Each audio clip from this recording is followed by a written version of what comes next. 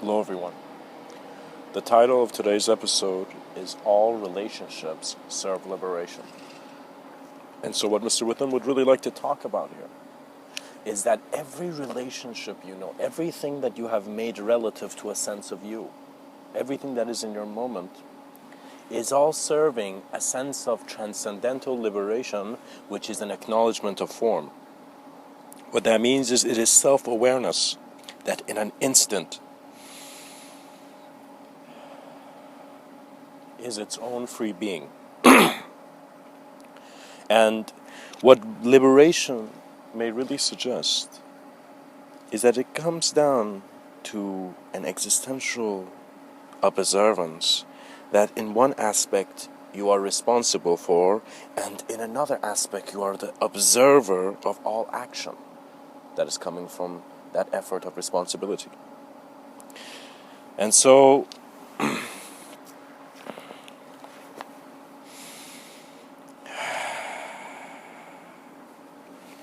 a man named Arthur Herzog, and I don't know if I'm pronouncing his name right, and I don't know this person per se, his bio well, but I know that he has a valuable quote, that this human being in his experience, just like King Arthur, had pulled out wisdom out of this world. And so he says, Arthur Herzog, but if two's company, three's a crowd, and that demands the omniscient view. But if two's company, three's a crowd, and that demands the omniscient view. So let me kind of tell you what I kind of extracted out of this quote in regards to meaning. It's as if when you look at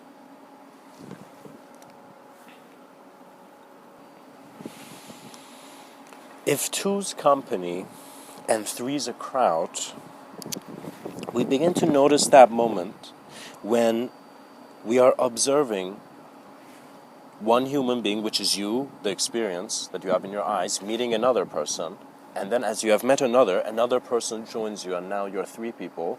But then, what is observing all these views in a self-awareness that can even connect their imagery?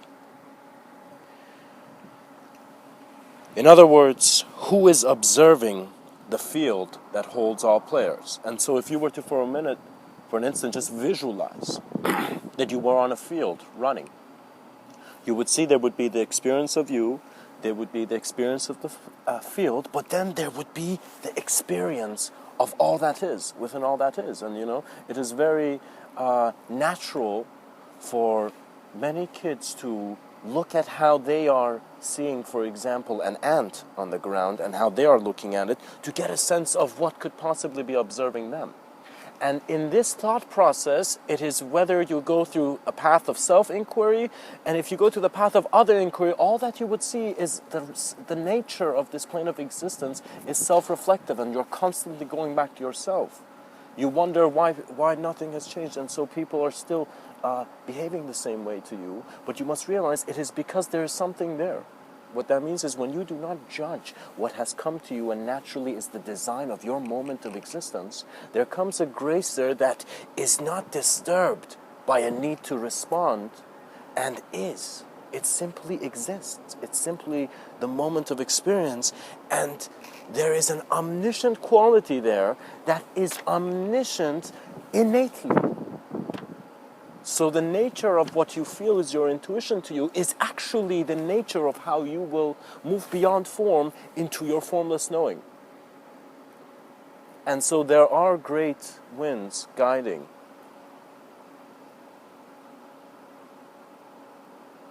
all form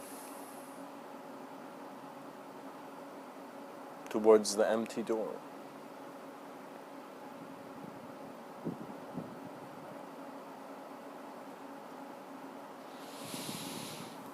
Now, all relationships serve you because you realize how you are considering them in the form that they are, is how you are approaching it. And then if you were to look at one idea constantly for a while, you would see that you can get so many approaches. And what I noticed that when I first heard an interesting thing about what meditation was, I just went and sat down in nature and I just tried to look around. And I noticed the nature of how my attention works. I noticed that I'm focused on that rock in the stream and I'm looking at it, but my sight can go intentionless to some degree. What that means is I could just be there without really looking at it, but I am an experience of being. What that means is when you look at a human being, there is no stupidity because the intelligence is naturally maintained. So it's like when you call someone stupid, it's like a bunch of flowers in the garden or think that they are the only design, and they look around to anything that is other, and you see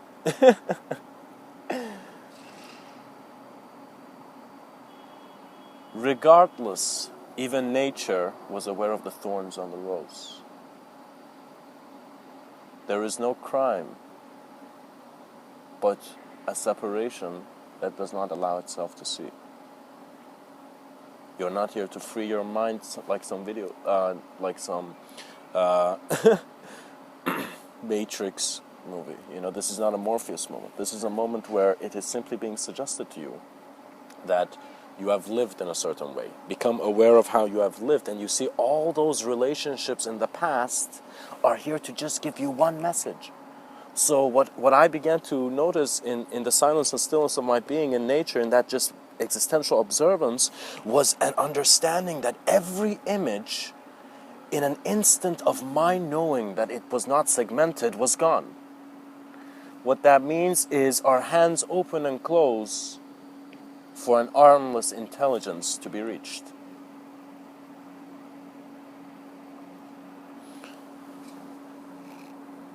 And so this life requires your involvement, but really requires your most honest and sincere involvement. What that means is you're here to seek existential clarity. And that is what liberation is. Liberation is taking yourself to the peak of the clearest view that your effort, your existential effort, your life effort can, in a sense, receive. What that means is, to some degree, we're acknowledging ourselves as kids in a sandbox of space and time playing around as consciousness. But to some degree, we are seeing we are also not that story. We are never in a loop. There are too many ideas for you to think that truth could be an idea. It is about an observance to all ideology, an awareness to all bodies of thought, and even the physical body. And what that means is you're not here trying to think that you're some kind of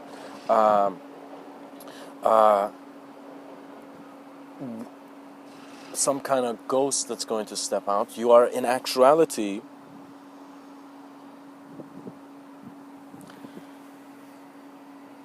a sense of your own knowing.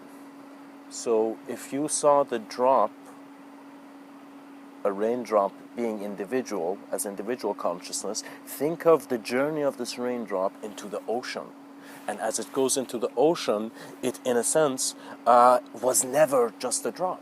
Do you see? Your involvement, engagement, and awareness of a conscious sense of being here in this reality will, in a sense, free you beyond the need to do anything.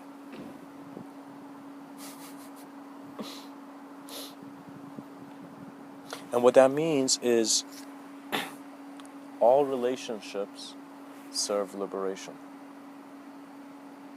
And we do wave at many moments in reality, but we too are more than vibration, you know. Because how long do you want to hear that, you know, someone is saying, oh, everything is vibration, you know. That's just a nice image, but we're looking for a voice that breaks all imagery, an aspect of your realization. What that means is you, deep down inside within you, know how you feel about life. And if you just follow that, if you trust yourself, if you trust the most basic things, you know, that nobody would trust probably, if you trust and learn from your simplest movements in this reality, you will have known the complex before their manifestation. What that means is actually many people think that you need some kind of teaching, or that yoga is all about trying to get your a leg on your, behind your neck. It's not about that. It's about an awareness to all that is being done through an awareness to all that is. It is a clear moment. It is untouched by language, and even though a poet is trying to grasp infinity through the unknown, no knowledge can truly be known, for the observance, the intelligence of the observance never kept a certain student. What that means is, if we are choosing our apprentice to be in a certain way, we're just saying there's only one type of student in this reality. No, consciousness flows, it remembers itself. You have been your teachers, and you have been the lessons that have gone missed. Do not anger yourself with fundamental insignificance. You don't create incapability unless reality suggests it, and when it's suggesting it, you need to handle it, and you need to be very present in the moment. What that means is, the lion is pretty chill, just sitting on the field. Suddenly, when it sees that there's conflict or something that reality is asking its nature to stand up for, it will roar.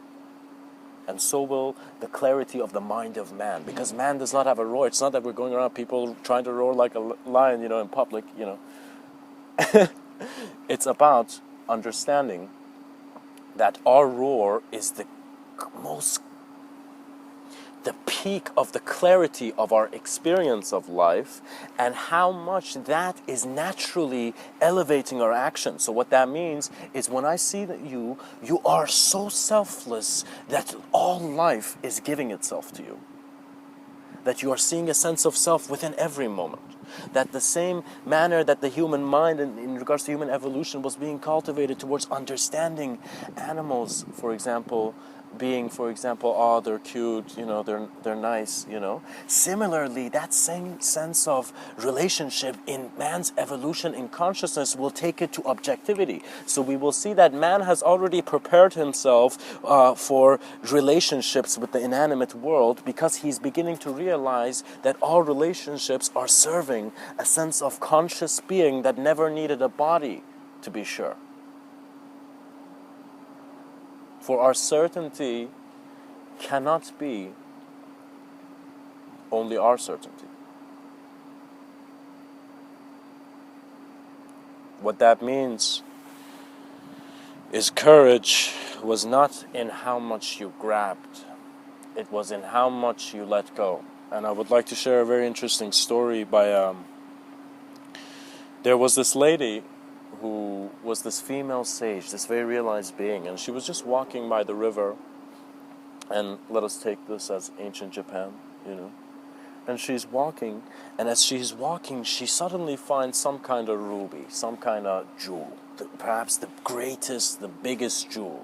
Every museum is seeking this jewel, that they still haven't found it, and this lady just picks it up because it feels nice, It's like, this is a nice rock, I'm going to take it, And she's taking it, and of course she's walking, and as she's walking, she's so gracefully walking that suddenly, when she gets close to the town area, a kid suddenly sees, a young guy in his 20s, let's say, suddenly sees this woman with this jewel.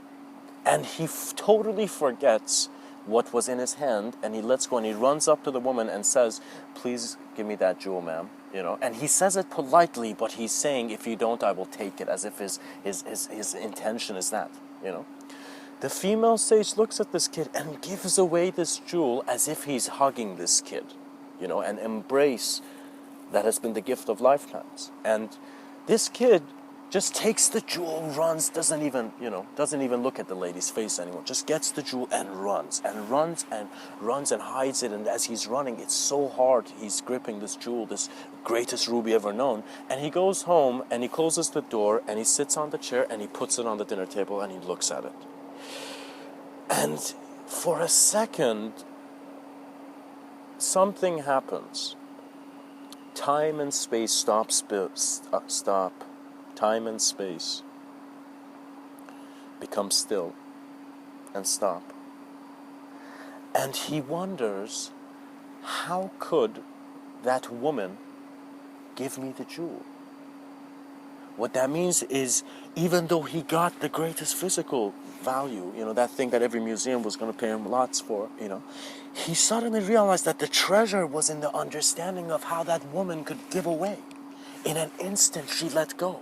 And so this being, this man in his 20s, realized the value of life in the understanding of the greater harmony that is the natural expression. Forget stories, forget characters that cannot be saved, forget characters that are too guilty, too heavy to even be pulled. Rise anew in the novelty of your experience and find yourself in the gentleness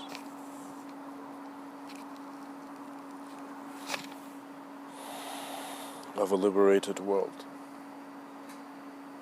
For selflessly, you have become liberated.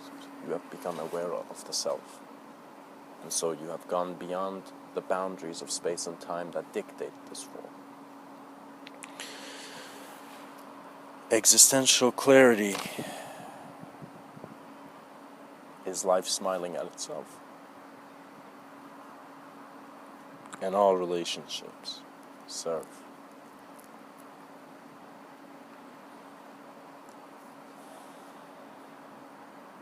The beauty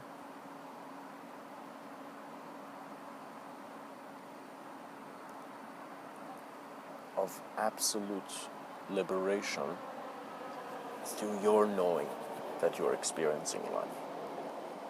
What that means is nobody is examining you aside from yourself. And so you need to very clearly see why there is an examination if you are in a certain reality. Every being is given an ability to throw everything that he knows into the unknown vastness of the cosmos.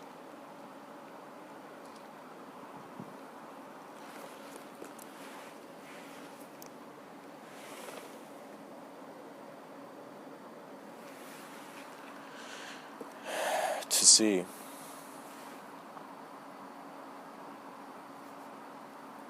that man in his totality of experience was never here. And for me personally, it was that moment where if my life, I thought it was a certain frame, it was a certain picture, my existential observance through an awareness to natural breathing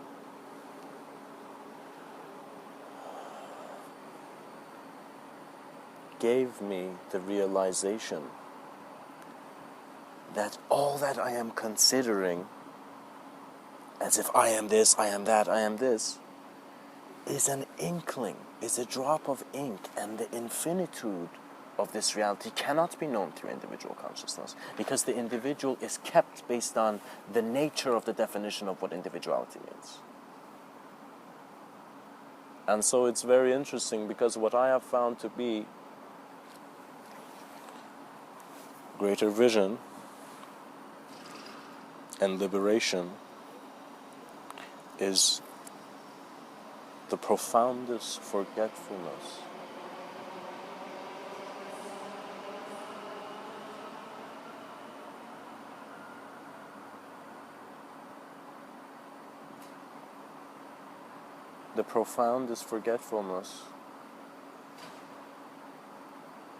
into remembrance.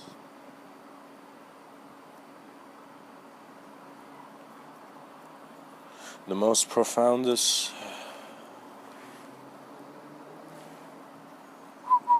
get rid of that last line.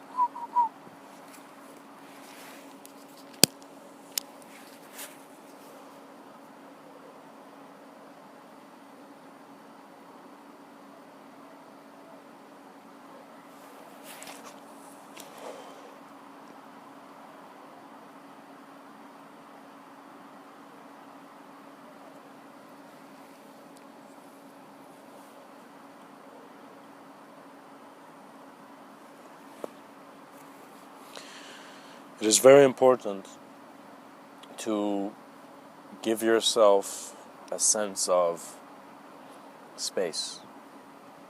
So you know how sometimes you go to people and you're like, hey man, give me some space, you know, there's people like that. So similarly, you need to see that you need to give some space from a sense of a constant thinker that has to think of the best thing, best thing, best thing.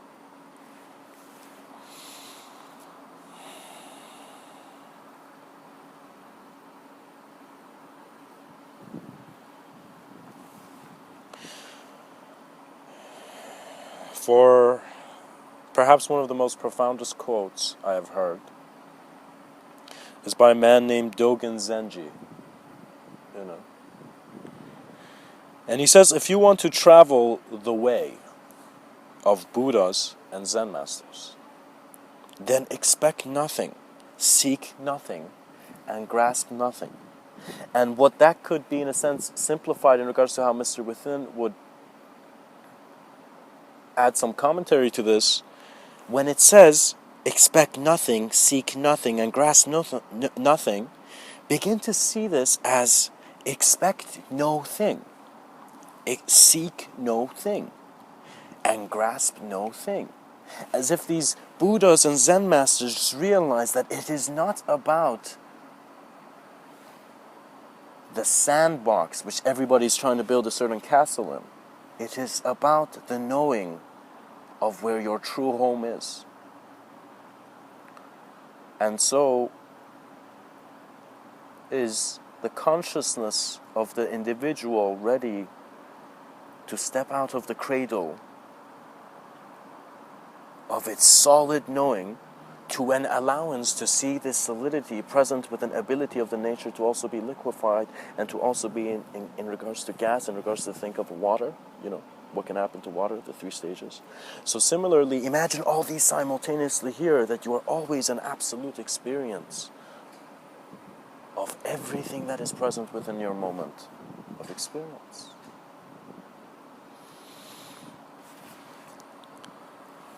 And you will see, then you really don't expect anything. You don't seek anything and you don't grasp anything, because you're observing that it doesn't have to be created based on the need.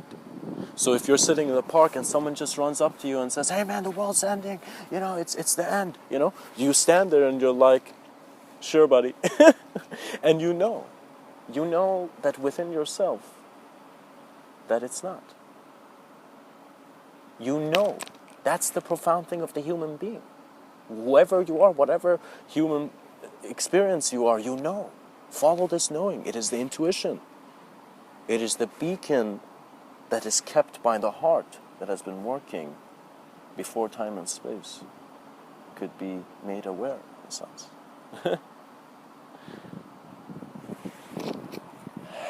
And, of course,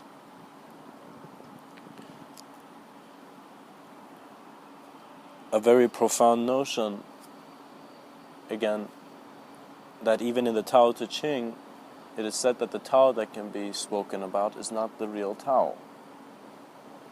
So seek the development through self-awareness and direct experience of that which is real to you. Observe your real, and you will see, after observing all the normal things that you know about a concept, immediately your mind will become creative, because you have acknowledged all those things that were normal. Do you realize? So you enhance your mind. And your mind is advanced, but it requires a natural alignment. And this alignment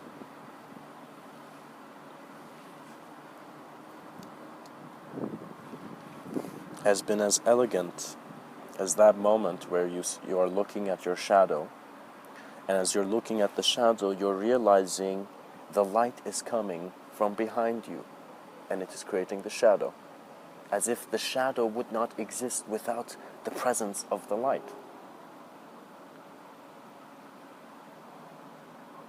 And I began to visualize this in a very profound manner, that what if every form I am seeing in my moment of experience is like that shape of the shadow, which I am the lens, but there is a greater light, there is a greater intelligence. We are basking in transcendental being, and so of course we're going to have problems if we say we're only this thing.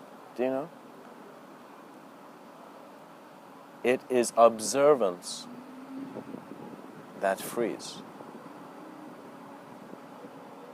but it is also observance that is free through the action of its being.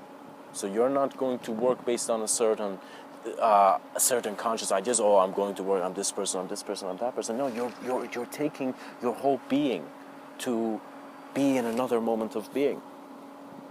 What that means is be very playful with life, because in regards to how man segments time and space, that is your own creation. That is your own artwork. And you will see when you forget your watch, what do you do? Hey man, what time is it? You ask for the time. You are giving it to yourself. And so man has sparked many great technologies, but it must see who all these technologies are for. And it is not for us. You as a human being must live selflessly and compassionately. You must not live as a certain sense of self. And look at us, we're so ignorant, our school systems, oh, this person is this person is this. You must be aware that the reason you are becoming selfless is to, one, not create a veil of ignorance in front of your eyes, but also to see that you're living for the children of the children of the children of all that mankind can be. So a being who, in a sense, plants seeds and plants trees he knows he will not be sitting under is a very wise being. Or he has understood the true nature of what it means and what the sages, Vedic sages, said back in the day. To be in the world, but not of it. It's very funny, because on one angle I used to see a world filled with suffering. Then I went and tried to see who was suffering. And I found someone. I found a kid who was incapable. And I looked at this. And I wondered, who is the kid? And it came to names. So in observing objectivity, I was suddenly led to realizing what is in my thoughts. By not, in an instant. And I noticed, wow, there's more movement, there's more considerations and visualizations of me to judge myself in so many ways, both good and bad, for create the worst version of me, the best version of me, and just to play around in this abstraction. But I realized, wait a minute, am I still in that sandbox?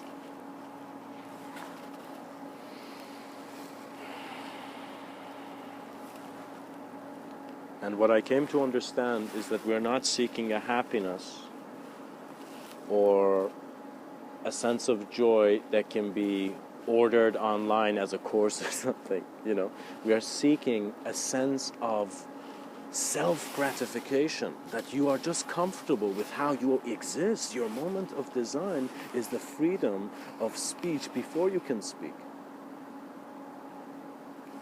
And do not, in a sense, separate yourself and realize that every community that has smiling members is a blessing for the human species.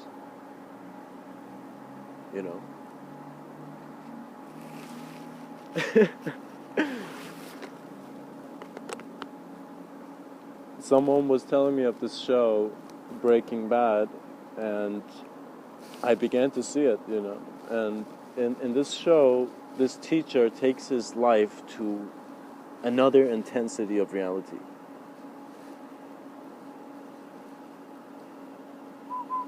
Get rid of this Breaking Bad part. And if it's so simple for human decisions to change reality,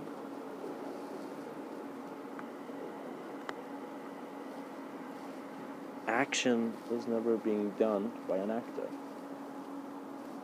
What that means is a lot of people are trying one method of taking off the mask, and there are those who are taking off the world.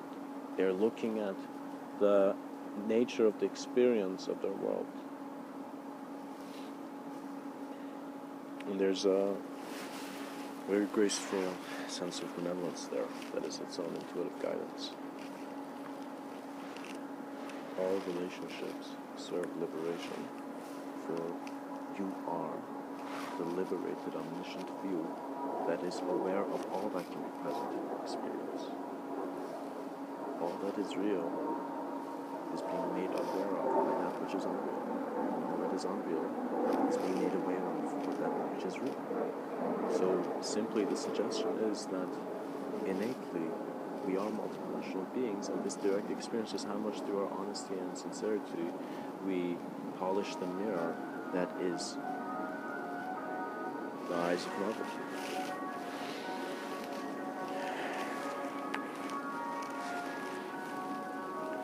Much blessings.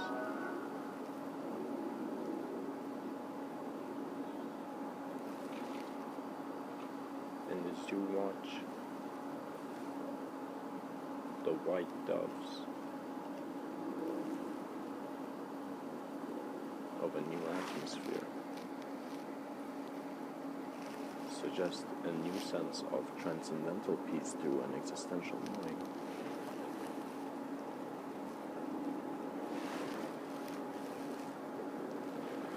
liberation shall turn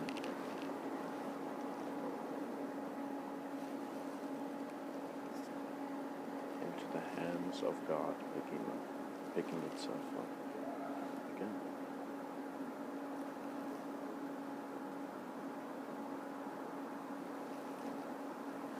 Great admiration, with great admiration, much blessings in this life.